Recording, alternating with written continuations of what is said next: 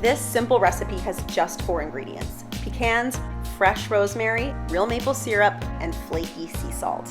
Now I like to line my pan with some parchment paper first to help prevent sticking. Then place the pecans in the center and drizzle with just enough maple syrup to coat. Next, sprinkle with fresh rosemary and flaky sea salt. I like to use Maldon because it has a really nice crunch. Then use your hands to get up in there and mix them up until the pecans are nicely coated, and then spread them out into an even layer. Next, pop that pan into a preheated 350-degree oven for about 15 minutes, but keep a close eye on them to make sure they don't burn. You'll know they're done when they're bubbling and smell nice and toasted. And then let them cool down to harden before you break them up with your hands and then transfer to a bowl. They're ready to eat, and they're best served when they're fresh and still a little warm.